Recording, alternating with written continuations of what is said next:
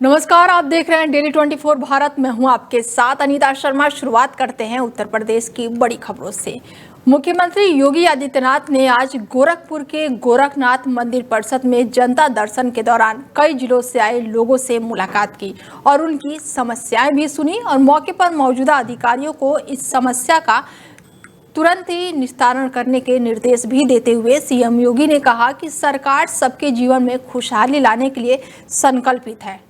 किसी के साथ अन्याय नहीं होने दिया जाएगा। जनता दर्शन में सीएम ने अधिकारियों को निर्देशित किया कि किसी गरीब की जमीन पर यदि किसी ने कब्जा किया है तो तत्काल जमीन को कब्जा मुक्त कराने के साथ ही दबंगों को सबक सिखाया जाएगा।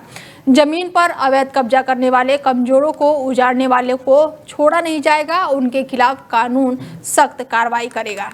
खबर ग्रेटर नोएडा से है, जहां पर पुलिस की हत्या आरोपियों से मुठभेड़ का मामला सामने आया है और एक शातिर अपराधी गंभीर रूप से घायल भी हुआ है। ग्रेटर नोएडा पुलिस की बड़ी कार्रवाई देखने को मिली है, जहां पर पुलिस की चेकिंग के दौरान हत्या के आरोपियों से मुठभेड़ हुई है और पुलिस मुठभेड़ के दौरान पुलिस की गोली लगने से शातिर अपराधी गंभीर रूप से घायल हो गया है।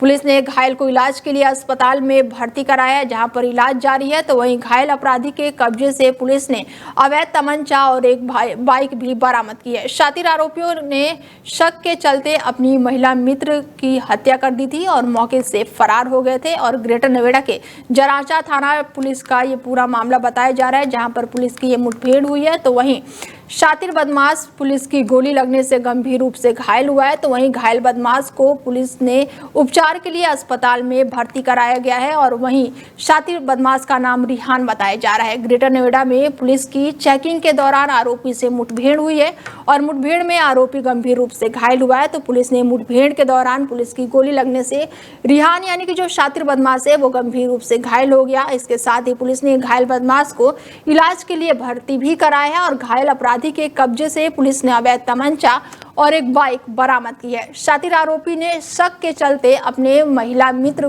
की हत्या की थी और जिसके बाद से वो मौके से फरार हो गया था। फिलहाल पुलिस ने बड़ी कार्रवाई करते हुए आरोपी को धर दबोचा है। दिनांक 16 अगस्त 2025 को थाना जारचा पे सूचना प्राप्त हुई कि समाना नहर के किनारे एक महिला का शव पड़ा हुआ। पुलिस तत्काल मौके पर पहुंची तथा शव को कब्जे में लेकर पंचायतनामा की कार्रवाई करते हुए पोस्टमार्टम में मोर्चरी में रखवाया तथा सक्रियता दिखाते हुए महिला की पहचान कराई। महिला गाजियाबाद की रहने वाली है। जांचा पुलिस ने मैनुअल इंटेलिजेंस तथा इलेक्ट्रॉनिक सर्विलांस की मदद से 24 घंटे के अंदर इस अज्ञात मर्डर केस का खुलासा किया है। दिनांक 16 अगस्त 2025 को थाना जारचा पे सूचना प्राप्त हुई कि समाना नहर के किनारे एक महिला का शव पड़ा हुआ। पुलिस तत्काल मौके पर पहुंची तथा शव को कब्जे में लेकर पंचायतनामा की कार्रवाई करते हुए पोस्टमार्टम में मोर्चरी में रखवाया तथा सक्रियता दिखाते हुए महिला की पहचान कराई। महिला गाजियाबाद की रहने वाली है। जांचा पुलिस ने मैनुअल इंटेलिजेंस तथा इलेक्ट्रॉनिक सर्विलांस की मदद से 24 घंटे के अंदर इस अज्ञात मर्डर केस का खुलासा किया। उत्तर प्रदेश सरकार में माध्यमिक शिक्षा राज्य मंत्री गुलाब देवी ने एनसीईआरटी के नए कंटेंट का लेकर उन्होंने समर्थन किया है और उन्होंने कांग्रेस पर तीखा हमला बोला है। उन्होंने कहा कि भारत का विभाजन महज एक ऐतिहासिक घटना नहीं बल्कि एक ऐसा घाव है जिसके लिए कांग्रेस, जिन्ना और माउंटबेटन पूरी तरह से जिम्मेदार है। बता दें कि एनसीईआरटी ने क्लास 6 से 8 और 9 से 12 के लिए 2 न्यू मॉड्यूलेशन जारी किए हैं और नया मॉड्यूलेशन चर्चाओं का विषय बना हुआ है। बताया जा रहा है कि भारत पाकिस्तान के बंटवारे के इतिहास को लेकर बच्चे इसे एनसीईआरटी के नए मॉड्यूलेशन को समझेंगे और नए मॉड्यूलेशन में बंटवारे का जिम्मेदार कांग्रेस, जिन्ना और माउंटबेटन को ठहराया गया है। रविवार को संभल जिले के चंदौसी स्थित अपने आवास पर राज्य मंत्री गुलाब देवी ने कहा कि देश के साथ किसने खिलवाड़ किया, कैसे हमारे भारत के टुकड़े हुए और ये जानना मौजूदा और आने वाली पीढ़ी के लिए बेहद जरूरी है। कांग्रेस ने सिर्फ सत्ता के लालच में देश को टुकड़ों में बांटा। उन्होंने कहा कि एनसीईआरटी के नए मॉड्यूलेशन में जो तथ्य शामिल है वो इतिहास की सच्चाई है। और इस दौरान उन्होंने कांग्रेस पर जमकर निशाना साधा। क्या कुछ कहा है उन्होंने, चलिए आपको सुनवाते हैं। होनी चाहिए कि इस देश के साथ में किसने खिलवाड़ी की है, हमारे देश के टुकड़े कैसे हुए और आज जो देश की स्थिति इतनी खराब हो रही है, पाकिस्तान इतना हावी होने का प्रयास करता है, इसकी जिम्मेदारी कांग्रेस के अलावा और कौन हो सकती है। क्योंकि उस समय हमारे प्रधानमंत्री जो थे वो नेहरू जी थे, जवाहरलाल नेहरू जी थे, उन्हीं की साठगांठ से जो अब जिन्ना की दोनों की सहमति से जो है ये स्थिति हुई कि पाकिस्तान बना और आज पाकिस्तान जो है वो सरदर्द होना है। खबर यूपी के झांसी से है, जहां पर पुलिस ने 3 शातिर बदमाशों को गिरफ्तार किया है। बदमाशों ने छिनौती की घटना को अंजाम दिया था। पुलिस की बड़ी कार्रवाई यहां पर देखने को मिली है, जहां पर पुलिस ने 3 शातिर बदमाशों को गिरफ्तार किया है और छिनौती की घटना को बदमाशों ने अंजाम दिया था। झांसी के शहर कोतवाली पुलिस ने 3 शातिर बदमाशों को गिरफ्तार करने में सफलता हासिल की है, जिनके कब्जे से छीने गए रुपए, आभूषण और साथ ही अवैध असला और कारतूस भी पुलिस ने बरामद कर लिया है। बताया गया है कि 16 अगस्त की रात को महोबा ओवरब्रिज के पास अज्ञात बदमाशों द्वारा छिनौती की घटना को अंजाम दिया गया था और जिसके बाद से पुलिस ने मामला दर्ज कर बदमाश की तलाश शुरू कर दी थी। तो वहीं मुखबिर की सूचना पर तीनों शातिर बदमाशों को गिरफ्तार करने में सफलता हासिल की गई है, जिन्हें जेल भेजने की कार्रवाई की जा रही है। फिलहाल आपको बता दें कि खबर उत्तर प्रदेश के झांसी से है, जहां पर पुलिस ने 3 शातिर बदमाशों को गिरफ्तार किया है और ये बदमाश छिनौती की घटना को लगातार अंजाम दे रहे थे। झांसी के शहर कोतवाली पुलिस ने इन तीनों शातिर बदमाशों को फिलहाल गिरफ्तार कर लिया है और इनके कब्जे से छीने गए नकदी, आभूषण और साथ ही अवैध असला और कारतूस भी पुलिस ने बरामद कर लिया है। बताया जा रहा है कि बीती रात यानी कि 16 अगस्त को महोबा ओवरब्रिज के पास अज्ञात बदमाशों ने इस घटना को अंजाम दिया था, जिसके बाद से पुलिस ने मामला दर्ज किया और बदमाशों की तलाश शुरू कर दी। तो वहीं मुखबिर की सूचना के बाद से पुलिस ने बड़ी कार्रवाई करते हुए तीनों शातिर बदमाशों को गिरफ्तार कर लिया है और उन्हें जेल भेज दिया है। खबर यूपी के मुजफ्फरनगर से है, जहां पर पुलिस ने वाहन चोर को गिरफ्तार किया है और वाहन चोरी करने वाले उपकरण भी फिलहाल पुलिस ने बरामद कर लिया है।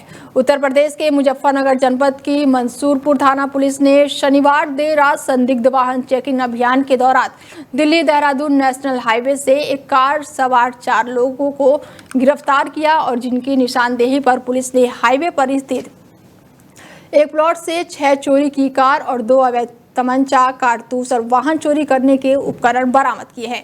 आला अधिकारियों की माने तो पुलिस गिरफ्त में आए इन अभियुक्तों ने बताया है कि वो दिल्ली एनसीआर क्षेत्र में घर के बाहर खड़ी गाड़ियों को चोरी कर मुजफ्फरनगर में छिपा दिया करते थे, जिसके बाद से मौका लगते ही उत्तराखंड में स्थित एक लाइसेंसी यार्ड में ले जाकर ये लोग इन चोरी की गाड़ियों को कटवा कर उनके पार्ट्स मार्केट में बेचने का काम करते थे। फिलहाल पुलिस ने यहाँ पर बड़ी कार्रवाई करते हुए चारों शातिर चोरों को गिरफ्तार कर लिया है और ये बदमाश लगातार वाहन चोरी की घटना को अंजाम दे रहे थे और दिल्ली एनसीआर क्षेत्र में ये चोरी की घटनाओं को अंजाम दे रहे थे। जो गाड़ियां घर के बाहर खड़ी रहती थी, इसे वो निशाना बनाते थे अपना और ले जाकर उत्तराखंड वगैरह उधर बेच दिया करते थे और जिसके बाद से पुलिस ने फिलहाल बड़ी कार्रवाई करते हुए इन्हें धर दबोचा है और 4 शातिर बदमाशों को गिरफ्तार किया है, जिनकी निशानदेही पर पुलिस ने हाईवे पर स्थित एक प्लॉट से 6 चोरी की कार भी बरामद की है और इन बदमाशों के पास से अवैध तमंचा, कारतूस और वाहन चोरी करने के उपकरण भी बरामद किए गए हैं। आला अधिकारियों की माने तो पुलिस गिरफ्त में आए इन अभियुक्तों ने बताया है कि दिल्ली एनसीआर क्षेत्र में वो घर के बाहर खड़ी गाड़ियों को अपना निशाना बनाते थे और फिर इसको ले जाकर मुजफ्फरनगर में छुपा दिया करते थे और जिसके बाद से मौका लगते ही उत्तराखंड में इसको ले जाकर बेच दिया करते थे और गाड़ियों के पार्ट्स को कटवाकर ये मार्केट में बेचा करते थे। फिलहाल पुलिस ने बड़ी कार्रवाई करते हुए इन आरोपियों को धर दबोचा है।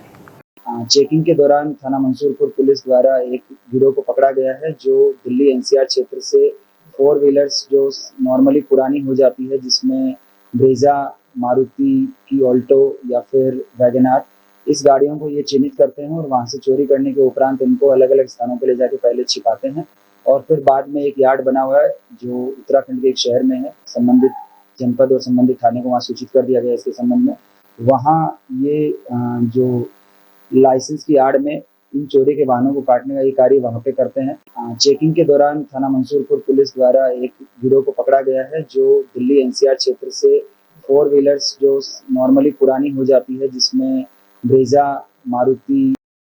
मुजफ्फरनगर पहुंचे हैं सपा के प्रदेश अध्यक्ष श्यामलाल पाल। बता दें कि सपा प्रदेश अध्यक्ष ने पीडीए और बीजेपी पर बड़ा बयान दिया। पीडीए संविधान के साथ लोकतंत्र बचाने के साथ है, उन्होंने बड़ा बयान दिया और इस दौरान उन्होंने कहा कि जो बीजेपी पार्टी के साथ है वो संविधान को धोखा दे रहे हैं। साथ ही सपा से निष्कासित पूजा विधायक पाल पर भी उन्होंने बड़ा बयान दिया और कहा कि राज्यसभा के चुनाव में पूजा पाल ने बीजेपी का साथ दिया था, तो वहीं पूजा पाल ने भारतीय जनता पार्टी को जिताने का काम किया। इसके साथ उन्होंने कहा कि पूजा पार्टी विरोधी गतिविधियों और पार्टी के विरोध में काम कर रही थी।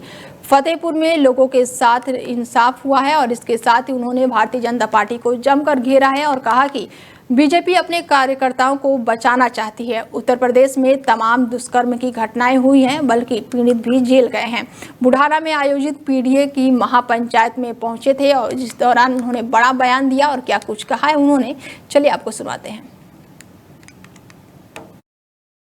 जो पीडीए है वो संविधान के साथ है, लोकतंत्र बचाने के साथ है और इस देश के ओबीसी, एससी, एसटी के आरक्षण को बचाने के साथ है।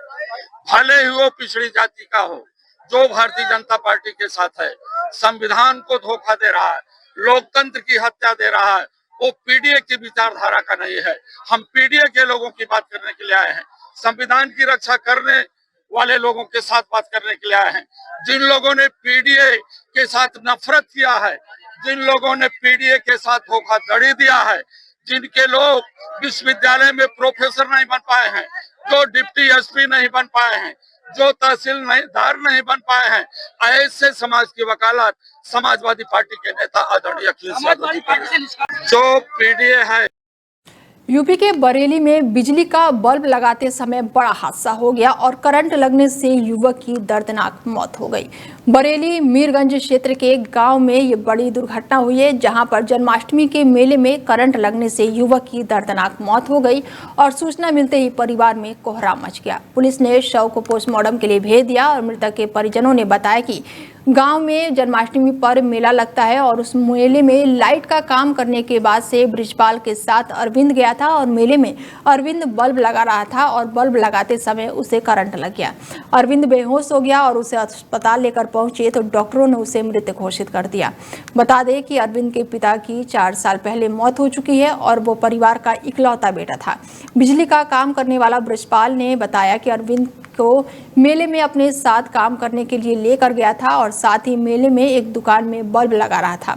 अरविंद बल्ब लगाते समय करंट लगने की चपेट में आ गया और वो बेहोश हो गया और उसके बाद से उसे अस्पताल में भर्ती कराया गया, जहां डॉक्टरों ने उसे मृत घोषित कर दिया। वहीं पुलिस को सूचना दी गई, जिसके बाद से पुलिस ने शव को कब्जे में लेकर पोस्टमार्टम के लिए भेज दिया। तो वहीं घटना के बाद से परिवार में कोहराम मचा हुआ है। ये ऐसे खत्म हो गया साहब। एक चाय वाला था, इससे बल्ब लगाने के लिए ले गया, हमने उससे मना कर दी थी, फिर वो बल्ब लगाते उसकी करंट लग गया। लोहे की सीढ़ी थी क्या था? नहीं, सीढ़ी उड़ी नहीं, पता नहीं हम सीढ़ी थी क्या था, सत्ता क्या था हमें नहीं पता। कहाँ लगा था? क्या मेला लगता है जन्माष्टमी का।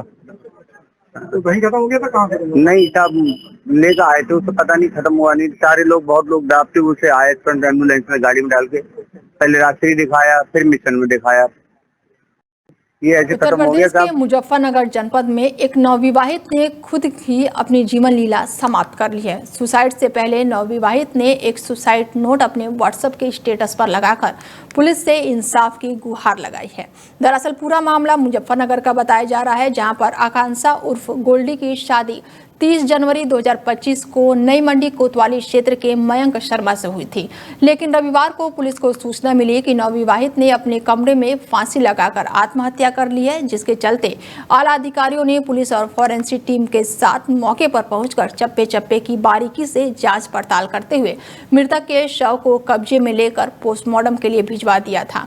और इस दौरान पुलिस ने जब मृतक के मोबाइल फोन को चेक किया तो उसने अपने व्हाट्सएप के स्टेटस पर एक सुसाइड नोट लिखा हुआ था। फिलहाल पुलिस वहीं पूरे मामले की जांच पड़ताल में जुटी हुई है। आज सुबह थाना क्षेत्र नई मंडी के शिवपुरी मोहल्ले से एक नव विवाहिता, लगभग जिसकी 6 महीने पहले शादी हुई थी, उसके द्वारा आत्महत्या करने की सूचना पुलिस को प्राप्त हुई थी। इसमें तत्काल मौका मुआयना अधिकारियों द्वारा और थाना पुलिस द्वारा किया गया। फील्ड यूनिट द्वारा भी मौका मुआयना किया गया और जो मृतका है इसके शरीर को कब्जे में लेकर पंचायतनामा पोस्टमार्टम की कार्रवाई की जा रही है। जो परिजनों ने पूछताछ के दौरान या जो प्रारंभिक जानकारी के दौरान बताया तो उसके जो जानने वाले हैं उन्होंने बताया कि ये ससुराली जन द्वारा दहेज प्रताड़ना से परेशान थी और मरने से पहले उसने व्हाट्सएप पे एक स्टेटस भी लगाया जिसमें उसने अपने ससुराली जन को अपनी मृत्यु के लिए जिम्मेदार बताया है। यूपी के मुजफ्फरनगर में अखिल भारतीय जाट महासभा का आयोजन हुआ है और पूर्व राज्यपाल सत्यपाल मलिक को श्रद्धांजलि दी गई। अखिल भारतीय जाट महासभा ने श्रद्धांजलि सभा का आयोजन किया और पूर्व राज्यपाल सत्यपाल मलिक को श्रद्धांजलि देने के लिए भारी भीड़ उमड़ी हुई है। निजी रिसोर्ट में श्रद्धांजलि सभा का भव्य आयोजन हुआ और मुजफ्फरनगर के सांसद हरेंद्र सिंह मलिक मौके पर मौजूद रहे और कैबिनेट मंत्री अनिल कुमार ने भी उन्हें श्रद्धांजलि दी। इसके साथ ही चौधरी साहब प्रकृति में विलीन हो गए हैं, उसी की शोक सभा आज यहाँ थी। मैं कहता हूँ कि शोक सभा क्या कि जो अपमान हुआ है, जो राजकीय सम्मान होना चाहिए था, भारतीय जनता पार्टी संघ के लोगों ने नहीं किया और ये षड्यंत्र है किसान वर्ग के खिलाफ। भारत की वो कौम जो किसान है, मजदूर है, सर्वहारा समाज है, वो सब गुस्से में है। जवाब चाहती है प्रधानमंत्री जवाब दें।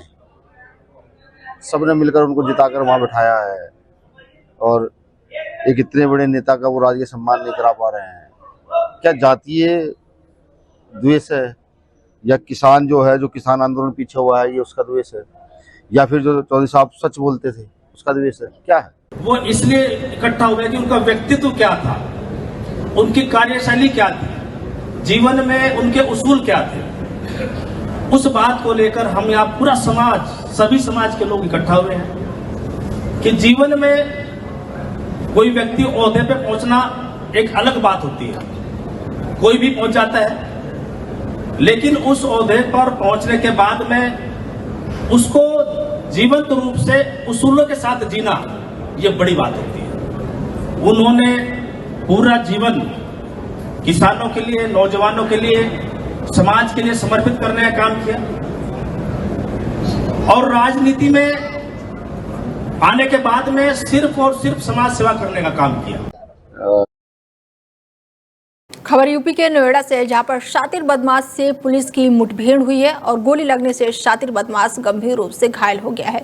सेंट्रल नोएडा पुलिस की चेकिंग के दौरान शातिर बदमाश से मुठभेड़ का मामला सामने आया है और पुलिस मुठभेड़ के दौरान पुलिस की गोली लगने से शातिर बदमाश गंभीर रूप से घायल हो गया है। पुलिस ने घायल बदमाश को इलाज के लिए अस्पताल में भर्ती कराया है। तो वहीं कब्जे से पुलिस ने अवैध तमंचा और घटना में उपयोग की गई चोरी की बाइक भी बरामद कर ली है। पकड़ा गया बदमाश सोनू नाम बताया जा रहा है। तो वहीं शातिर बदमाश वाहन चोरी की घटनाओं को लगातार अंजाम दे रहा था और महिलाओं के अश्लील फोटो खींचकर उनसे ब्लैकमेल करने का काम करता था।